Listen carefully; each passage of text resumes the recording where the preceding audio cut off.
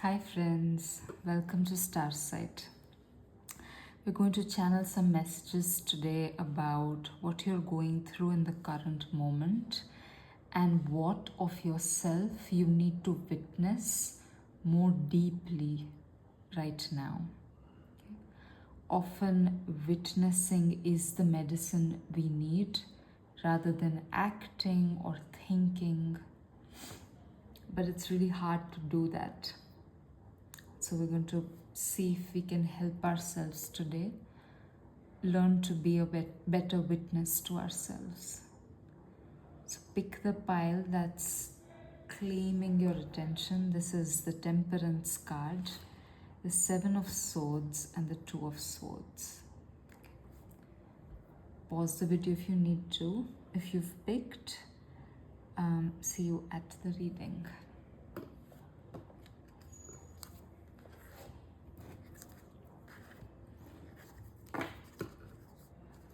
All right, pile 1, temperance.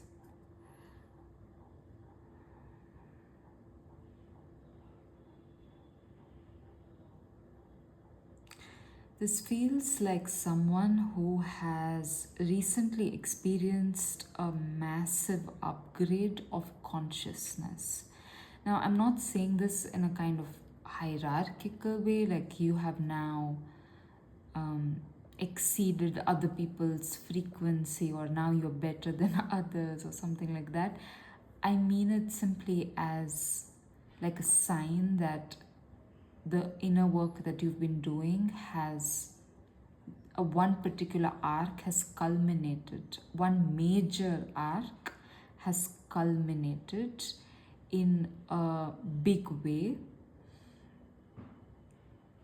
And as a sign of that, you are experiencing a massive upgrade of consciousness that I think you're not quite conscious of. Like it's happening right now as we speak, but you may have noticed feeling sort of out of it a little bit or at odds with your current environment in some way. It's like a switch is flipping as we speak, and things that were good for you or things that were pleasurable to you or things that were meaningful to you, it's all fading away.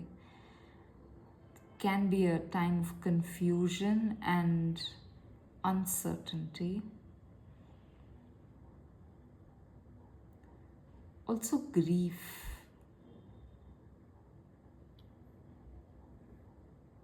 It's like you're able to finally grieve a past self that was really hurt or disappointed or let down by others or by life.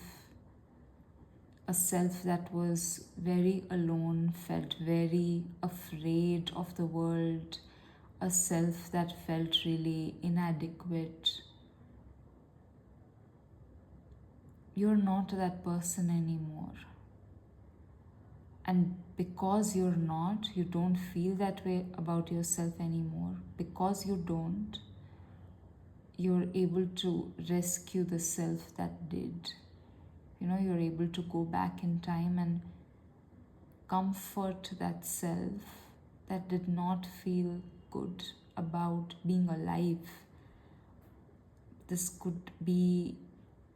pile could be picked by people who've experienced suicidal ideation at some point. You are at a place in life that you're able to go back to those selves that did not want to be here, that did not want to be alive, and be there with them. This is the essence here, pile 1 of your message. You're called to witness selves of your past that were in massive pain. I feel like you're organically doing this, but you might be questioning it. Like, Why do I have to go back right now? Or why am I being pulled to memories of a time that I have already resolved and learned from and released? You have. Which is why you're now able to go back to witness the self that was suffering.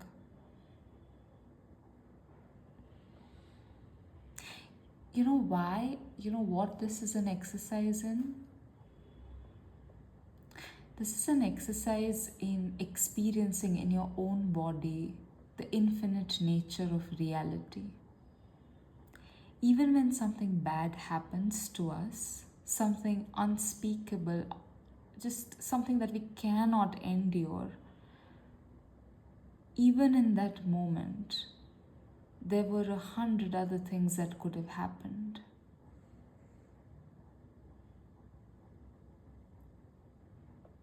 When really bad things happen to us, something in us shuts down in fear that we have no control over what happens to us, and anything can happen, and that anything can happen is full of fear. You are going back in time to tell that self that was suffering that there's anything that can happen. It can be something terrible and it can be something really good. Like that anything can happen.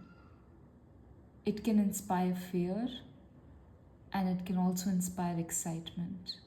And both can coexist. You don't have to give up your fear. Something bad has happened, pile one. For most of us, at some point, something totally awful and unspeakable has happened. And so your fear is totally reasonable now, but also in the past. What you need to do is simply add to that fear also excitement. Don't worry about letting the fear go. Just open to the possibility that also something really great could have happened. Something absolutely magical could have happened.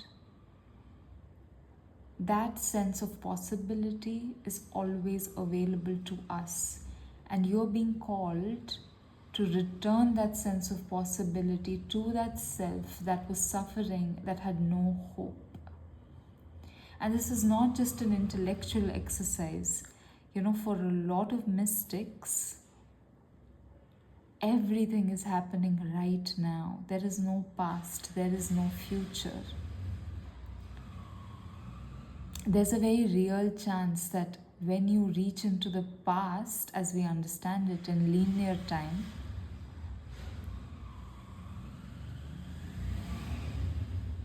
as you reach into the past, the self might receive your message. They might suddenly have an infusion of strength within them. You want to give that to that past self, pile one. You want to be there with them, witnessing them, and also saying yes. Yes to their fear is not unfounded. And pointing out to them that something great can also happen. Sometimes that is all we need to keep going. I feel so much, a lot of emotional weight here, pile one. So this past self could have been in a lot of pain. Yeah, Ace of Cups in reverse. This could have been after a very painful breakup. Oh my God. Two of Cups in reverse.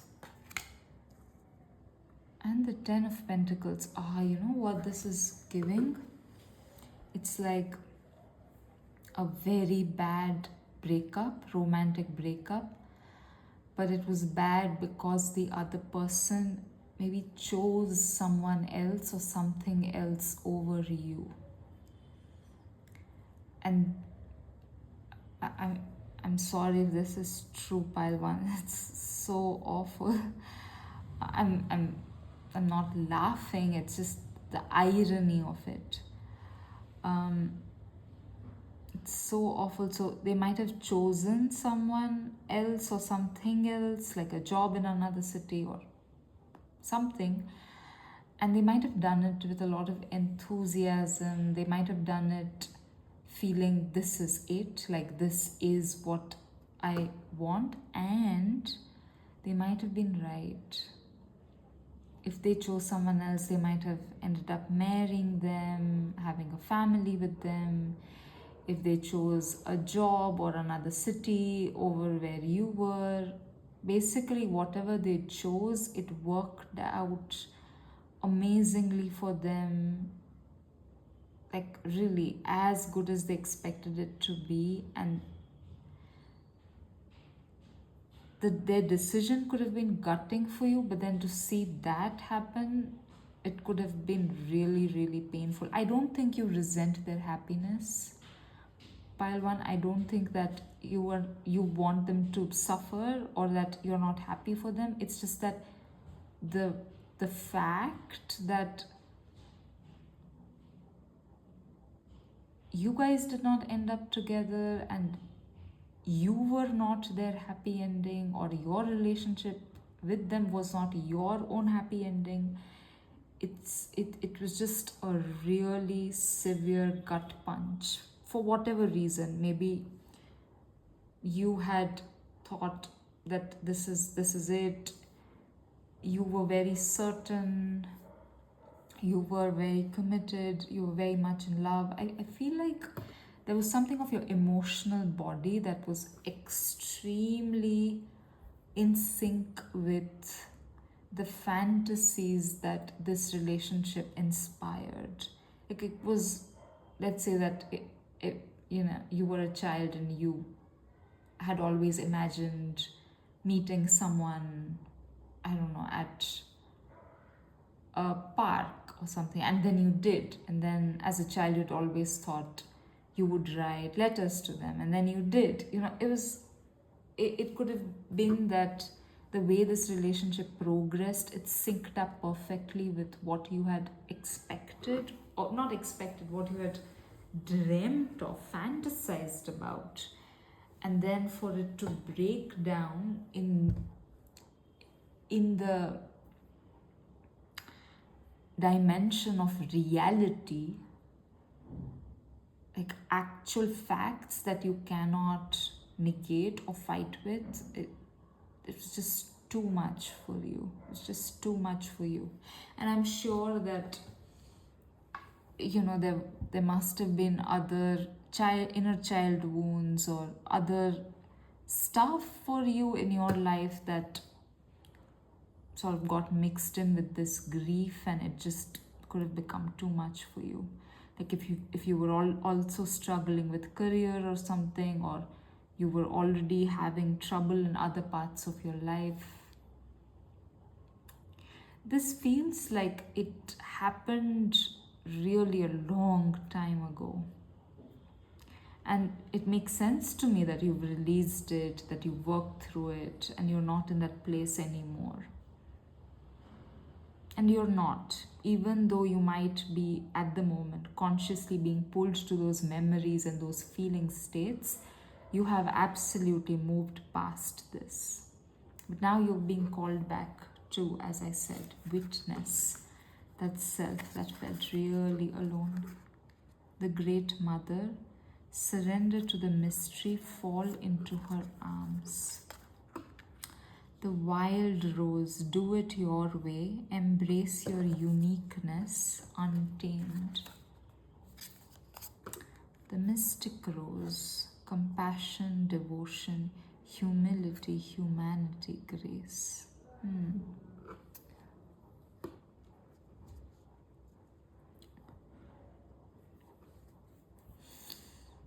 I feel like you're still, though you've released it, one bit that may be still active for you is trying to figure out why this happened. How could you have been so much in love with them, so completely in sync with whatever was happening, and then have that eruption of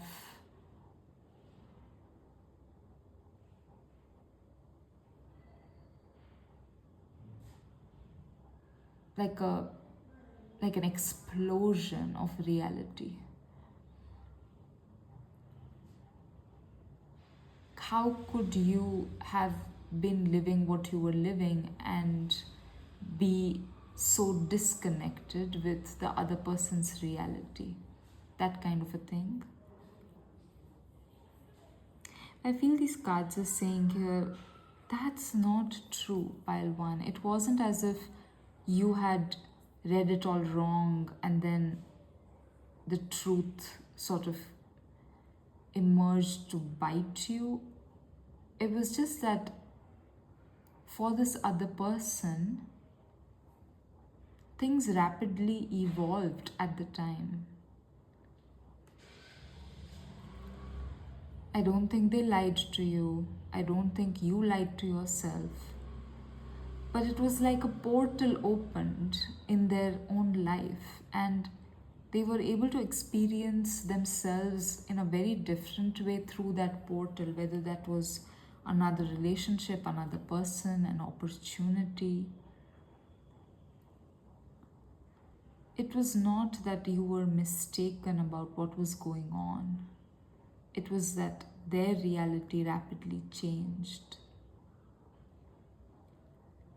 But also, I hear your guides encouraging you to let the why go, to let the how go, to focus on accepting that relationships or connections, I think it's not even about relationships, that sense of being in a live connection with someone is a really mysterious thing.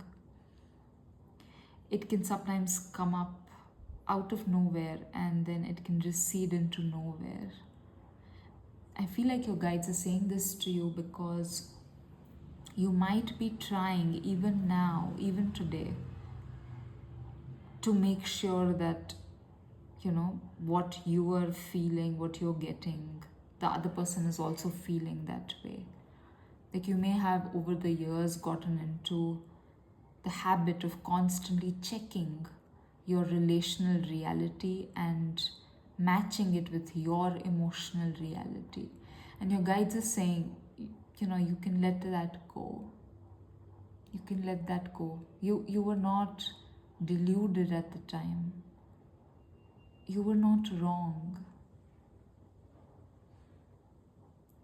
But our experience of things is just, it can rapidly change. Like I can be so invested in everything I'm doing right now, and tomorrow I can have like a terminal diagnosis. Maybe I have 6 months and then everything changes, right? That diagnosis becomes a portal through which everything starts looking so different. So it's just our experience of life is like that. And you can't worry about always being able to manage it. Your guides are encouraging you to actually embrace your emotional reality, whatever it is. Trust it.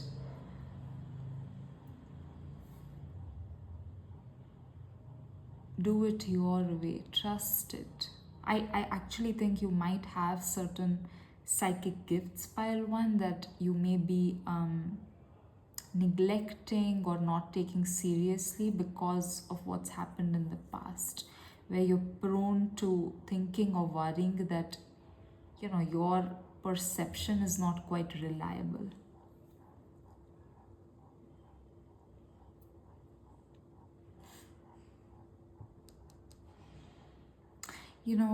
Currently in the self-help world, even in the spiritual world, we say often that rejection is a form of protection, that if they rejected you, they were not for you, and actually spirit was protecting you.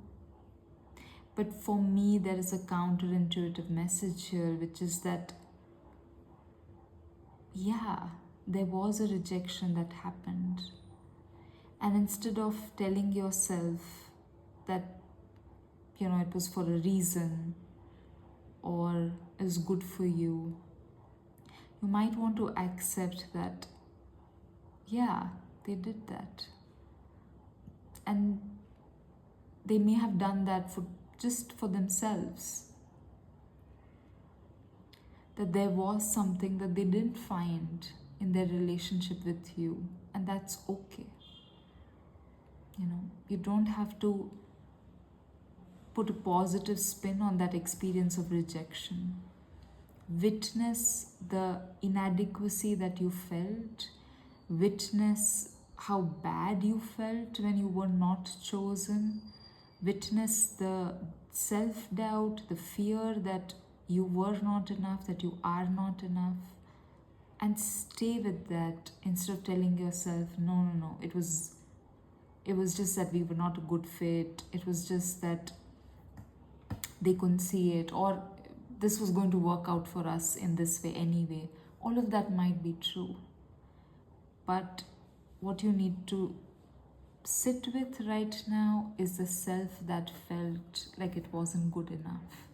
And instead of giving it a positive lecture, no, you are, no, you're great, just let that self speak, let that self unravel.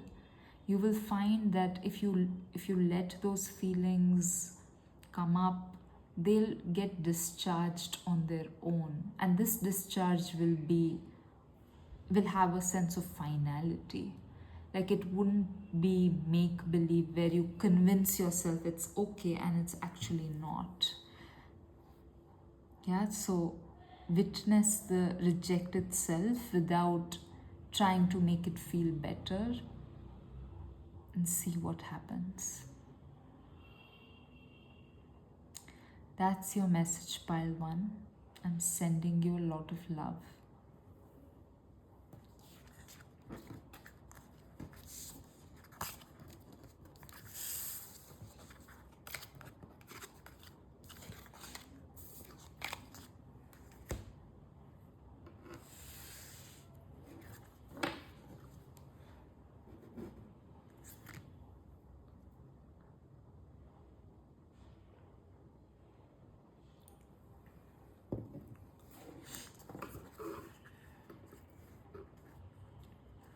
Hi, pile 2.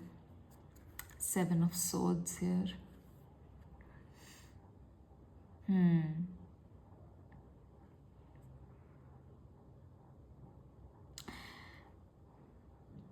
What you're being called to witness right now is some kind of self-deceptive energy.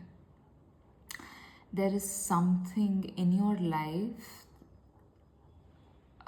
that you are lying to yourself about, or keeping yourself away from the truth of it. Now, usually when we're engaged in self-deception, it's not because we're evil people. Well, maybe we are, but it's because the truth feels unbearable, intolerable. The truth feels like it's unmanageable, like it's activating something in us that we have no way of dealing with. So we're going to read these cards today in a really non-judgmental way, in a very neutral way. Okay, so I am going to use words like deception and lying, etc., but I don't mean that as judgments. I don't mean that as these are flaws in you. I'm going to use these words more in the factual sense, like there's some truth that we're keeping from ourselves. Let's understand why. Okay.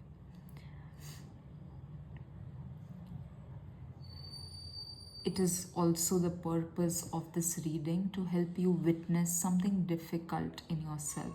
So we're going to model that in the reading, and we're going to together witness this self-deceptive energy so that you can do that then on your own and go deeper into the reasons that this might be coming up right now.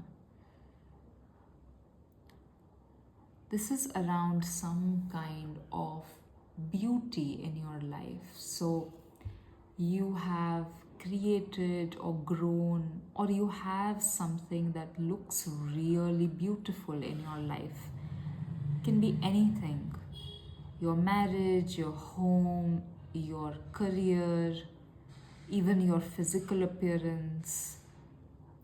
Basically, there are appearances around something that everyone experiences as beautiful, as admirable, but it seems like it's hollow.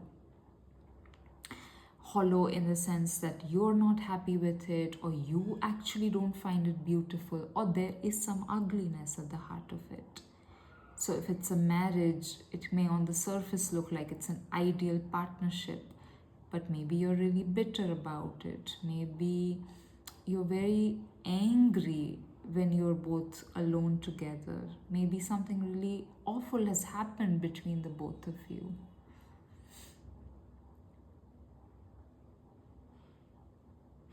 I feel like if this is a relationship, then you're trying harder than the other person to keep up the appearances, and it feels like there is hope at the basis of you trying to maintain appearances. It feels like you're hopeful that it's like fake it till you make it. Like, let's keep doing this. At some point, this will become real.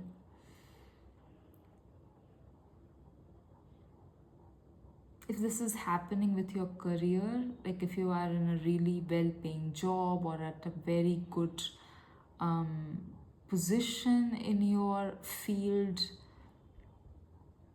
this has been going on for a very long time. You've been unhappy for a very long time.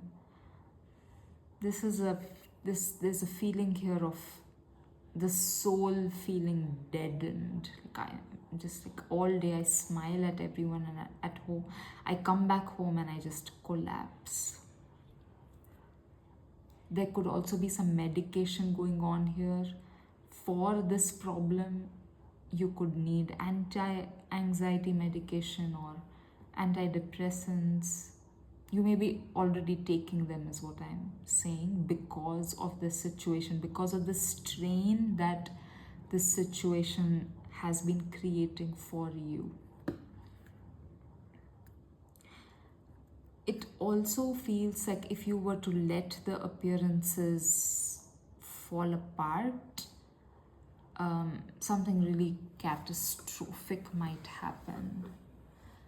So if this is a marriage, maybe you have children, and that would be catastrophic for them, you think. Or if this is a career thing, maybe a lot of people depend on you, maybe a whole organization depends on you. There's a sense here basically that it's not just that you're keeping up appearances for your own emotional comfort or avoidance. It's like there's some practical stuff, that there's some people that actually depend on you and you can't just bail.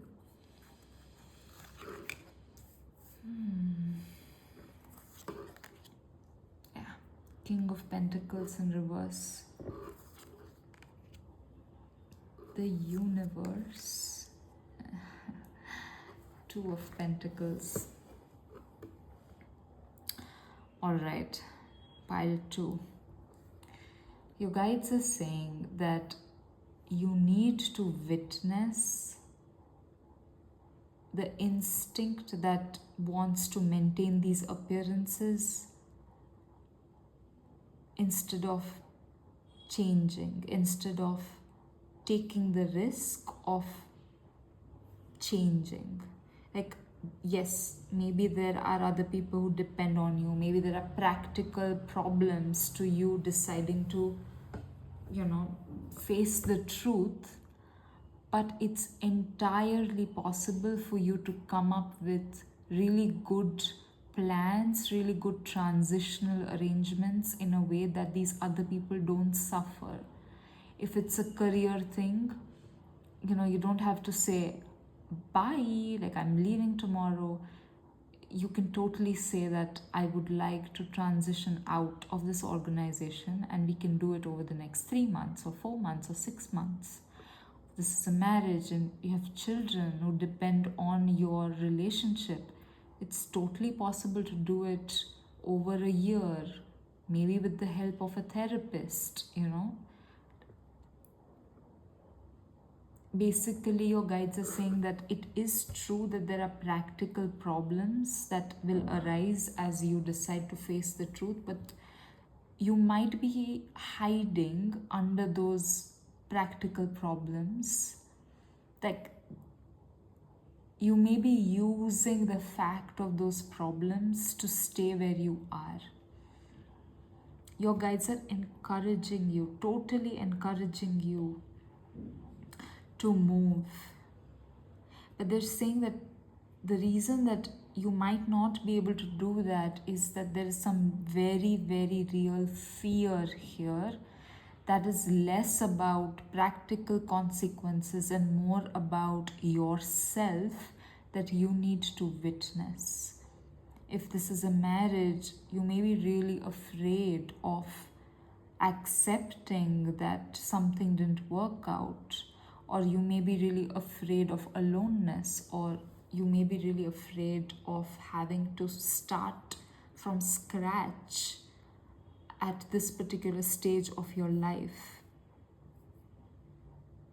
There is a fear here about who you are, about your worth.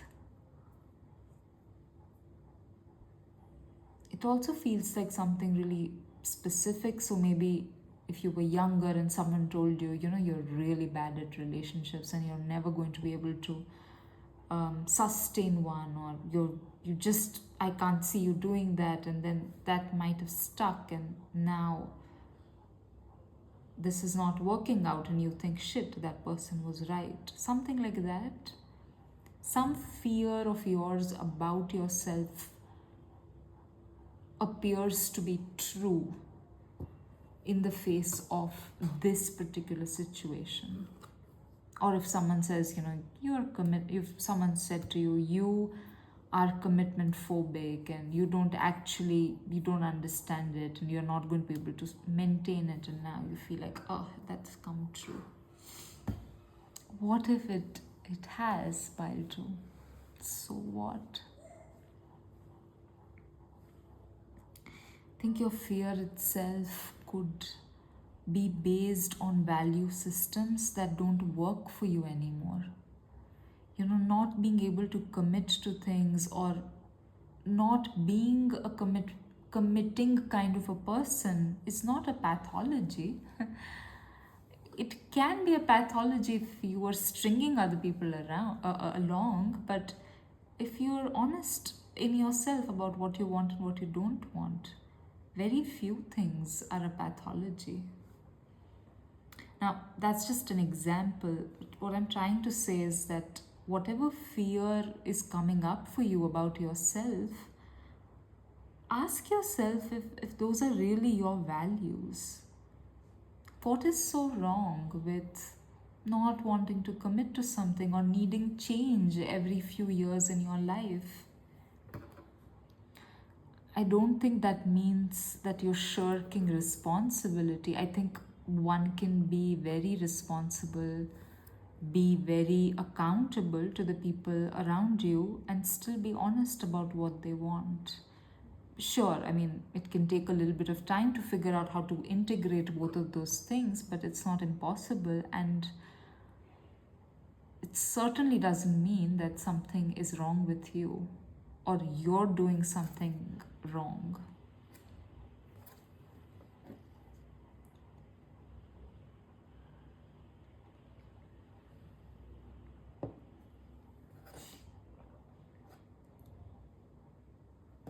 There is a pressure here to be responsible in a conventional kind of way that is, it's sucking you dry, pile 2. It's just draining you.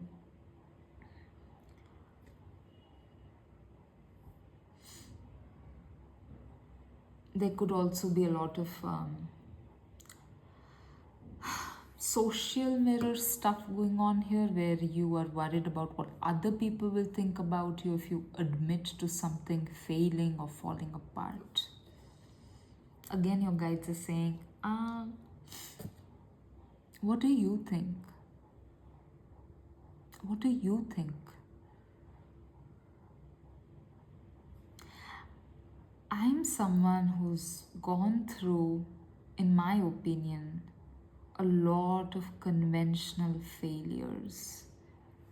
Relationships not having worked out, big decisions in my life fallen apart. And every time I emerge from something like that, I think, God, that was not I mean, that was a failure, but that failure freed me. You know, I would have stayed wedded to those situations even if they were fucking me up, only because they were working, and the satisfaction of success, I valued it more than my happiness for a long time, pile 2. I valued success over my happiness for a long time. And feels like something like that here, where you're valuing something else over your happiness, and you've done it for a long time. And the reason that you're valuing something else is because you think that's going to make you feel better. You think that's going to make you feel like a whole person. That's going to make you feel like you're good, like you're real, like you're lovable. And guides are saying, well, now is the time to free yourself from that illusion. Whatever lack you feel inside of yourself, you're going to have to face it on its own terms. If there's something inside of you that you experience as a lack, nothing in the outer world is going to fill it. You know? You're either going to have to find a way to fill it within, or you're going to have to find a way to accept it. Because lack is real. It is totally real. There are lots of things in us that are just, we'd like to have them, but they're not there. I'd like to be more disciplined, but I'm not. I'd like to be kinder, but I'm not. That lack is real. I can't trick myself into thinking, no, I'm perfect the way I am. And either I find a way to meet that lack within, or I learn to accept it. I'm not perfect, I'm not kind. I am chaotic and I'm not disciplined, and that's how it is.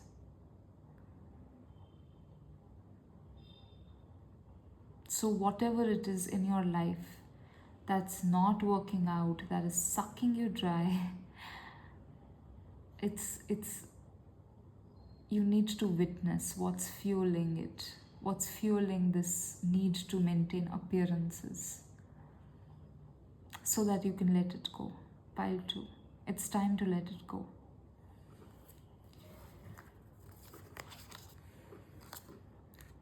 The Anointed. Answer the call. Leadership, empowerment, soul gifts. The Rose of Venus. Alignment, flow, right relationship, harmony. The Second Bloom. A second chance. It's never too late. New possibilities. Look at the cards. Look at the colors here. Look at how beautiful they all look together. And also look at their faces. No appearances here. Very stark, open, naked faces. Pile 2, your guidance is not to think, oh, I have to start from scratch at this stage.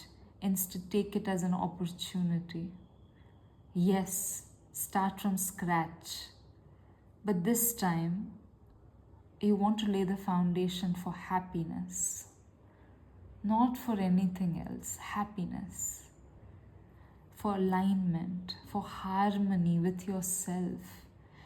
This relationship, this aligned relationship with yourself, where you make space for what you really want, not for what you think you should be wanting. It's never too late. Think of this as life giving you a second chance to live happily, to figure out what your joy is.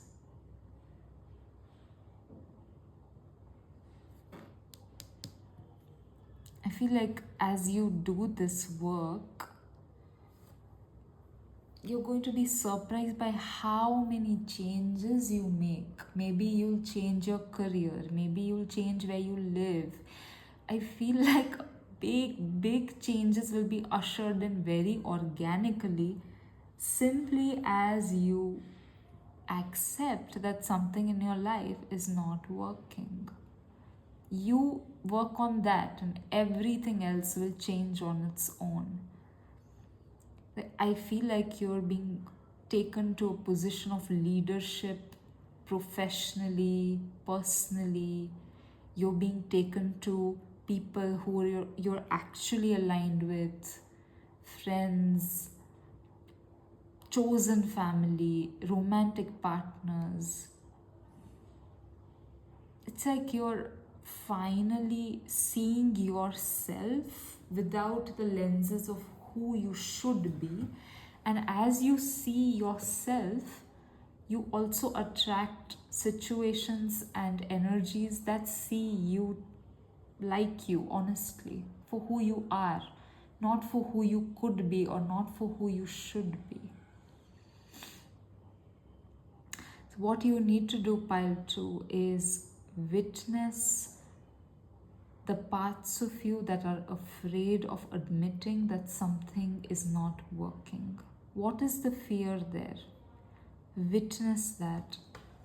Again, don't try to talk yourself out of it. Don't try to give yourself a pep talk. Instead, sit with that fear.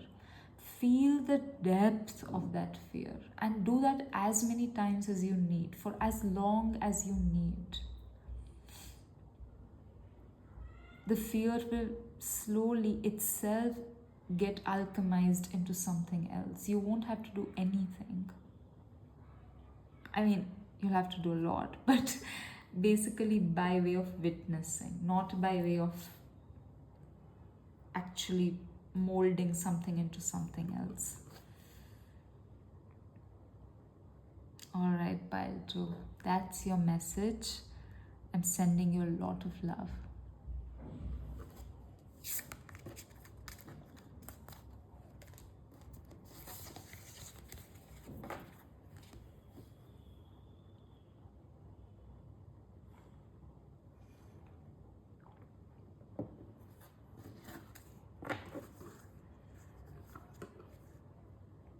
Pile 3.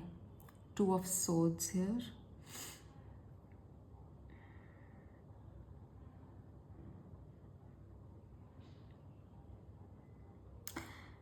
A paralyzing lack of clarity here about something in your life. It's just you can't see what's ahead. Maybe you're trying to decide something, maybe about your career or something about your life, and it's like just there's darkness all around. You don't know what you want, or you don't know where to begin. I think something has happened and now you don't know what to do about it. Like, let's say you've discovered that your current career is not working for you, but now you're like, now what? Where do I even start figuring out what might work for me. Yeah, it feels like that. Something, you know that something has ended in your life, but you don't know how to create the new beginning. Practically, also, like, how am I supposed to find out? But I think also emotionally. It feels like blankness emotionally. Because often these decisions require some emotional juice, right? So, if like something isn't working, let's say that I want to change my career, I'm going to think, okay, what am I interested in, or what is calling to me? And on the basis of that, those emotional signals and that emotional data, I would think, okay, maybe I can try that. But it's like your emotional body is completely quiet. It's like nothing. And that's why there's blankness, because whenever an idea occurs to you, you think, yeah, I can do that. There's no real reaction within. Then another idea comes and you think, yeah, I can do that. Yeah, a lot of fog mentally. And I think it could have gotten worse because then you're trying even harder to think. You're not able to think, and then trying even harder to think, that's paralyzing you further. One thing that can actually help right now, pile 3, is stop thinking about this if you can. I know easier said than done, but it's like you need to do other things. Like you need to move your body, you need to work on other things. So if this is a career thing, forget it for 5 days and instead read things that you enjoy, or watch TV, or go for runs every day, or go visit family. Like do something very different than what you've been doing mentally with this problem. A change is what you need, but not just a change in terms of surroundings, a change in how you experience yourself. Like, get your body moving, get yourself engaged with other things. I find that when I'm really stuck mentally, reading romances really helps me. Like, just pick up a random romantic novel and it moves something within me, because it connects to something of my unconscious fantasy, and that releases something, even if it's a horrible novel or something. So you need to do something like that, and it's going to be that magic thing is going to be something very different than let's fill out a career aptitude quiz, or let's do some brainstorming. No, it's going to be something of a totally different dimension. Yeah.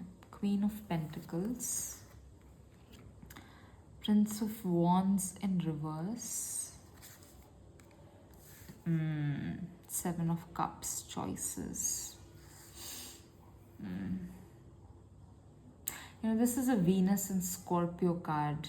This is fire energy, the Knight of Wands, and this is earth energy. More Capricorn for me than any other sign, the Queen of Pentacles.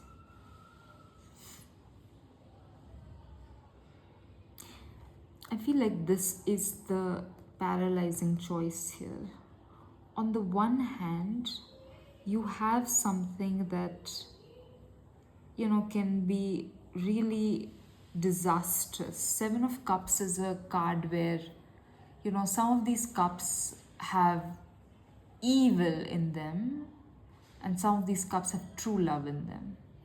And you have to just live the choice. You can't always make the right choice in advance. There are no guarantees. So with the Seven of Cups, there is that kind of a feeling where you have to go by your gut, you have to go by your intuition, and you have to pick something knowing that this could be utterly shit. But in doing that, like there is something of your own self that you are excising and clearing out, because any planet in Scorpio is going to engage your lower self and help you embrace it, and through embracing it, release it. It's like shadow work. So even if you end up making a quote unquote bad choice, it is still going to be spiritually clarifying and cleansing for you to do that. But it is not a decision that is going to be something that is necessarily going to take you to the next stage of things. It's not going to help you get settled, or it's not going to help you necessarily move to the next stage of things. And then on the other side is something like a stable thing, where there is a set path. Like you study for 3 years, then you intern for 6 months, then you get a job for 2 years. In 2 years you get a promotion. In 3 years you're the head of your department. Like a set path that has a set gestation period. Here there are guarantees in terms of the external outcome, but I think you're not sure how it's going to feel to you, if it's going to feel fulfilling and nourishing to you. Whereas there is nourishment in the path into the unknown emotionally, but no guarantees practically.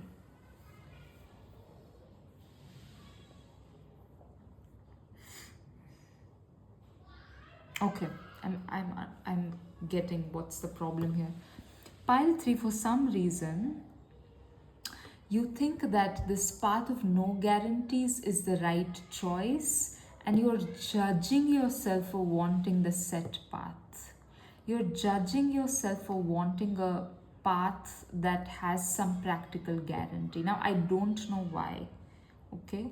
But the reason that you're feeling paralyzed is because actually your heart is asking for the practical guarantee. It is not wanting to take this kind of a risk, and you are thinking, no, that's my conditioning, no, I am just picking that path. You're not sure that this is really your true desire, or if it's like some distorted idea of fulfillment. Your guides are saying you need to witness the parts of you that want this set path without judging them. Like you need to really listen to why there is a self within that's saying, but I want this path, instead of judging it. You're not letting that self speak, perhaps, or you think it's spoken enough. Maybe something's happened in the past where this kind of a decision didn't pan out well. But from these cards, now, like, make sure that this is resonating with you, pile 3. From these cards, it feels like your heart is asking for a set path, but it is your mind that's saying, no, we should be ready for adventure. I'm sorry about the background noise, just some children playing in the neighborhood. It's really nice weather right now, and the children in my neighborhood, some nights after dinner, come out and all play together. So that's what's happening today.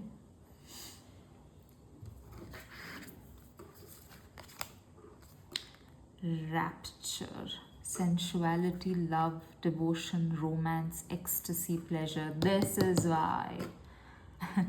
You think that these things will not be available to you on the set path. Like you won't experience ecstasy, you won't experience spontaneity, you won't experience pleasure in the visceral sense. You think that this is a kind of deadening. You think stability is deadening. Now, that does not have to be true, pile 3. And certainly, I think that your heart is saying something else to you that you need to listen to. The bloom, creations realized, right time, harvest, celebrate. The return, a new story. You decide, alignment, it's coming together. Look at these three cards. I feel like they're all some kind of mirror images of each other. They're all faces that are covered by big flowers.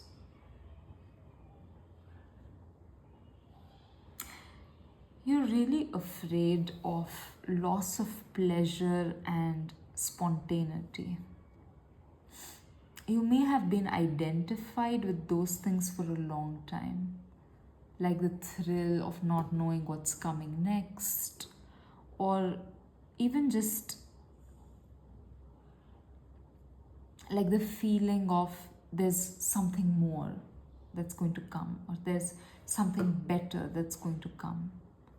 Yeah, that feels really true, pile 3. Like this wait always for something better rather than focusing on what's there in front of you and figuring out if you want that. It feels like the wait for something better is a kind of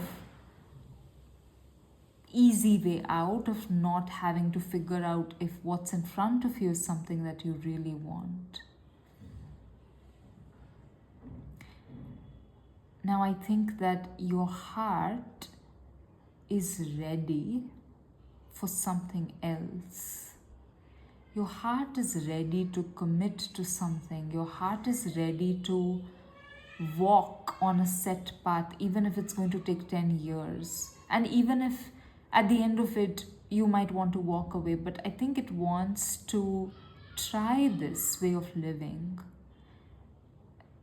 I feel like it craves structure and discipline. But you're afraid that that means a loss of freedom. But you're really wanting that feeling of having worked on something for years and years and then having it come through, that long durée kind of a thing, like something that you build over a long period of time. I feel like there might be someone in your life who's done that, and you may have never wanted that in the past, but now the more you see them with the thing that they've worked on for years and years, you feel that opening up within you too. Like you also want that experience.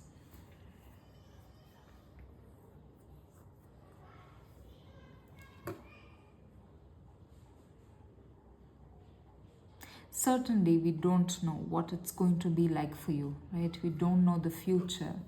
But at the level of conceptualization, at the level of mental possibility, your guides are saying don't be so quick to write off the path of stability. Yes, it is possible that you lose one kind of freedom. It's also possible that you gain another kind. Possible that you let go of one kind of pleasure, and possible that you unlock several other kinds. Don't think that your very basic pictures of what stability is going to be the entirety of your experience. But more than any of that, I think that your guides are saying witness the parts of you that are longing for stability, because you need to let those parts speak. You need to hear their longing in its detail to understand what's going on within you. Don't tamp it down.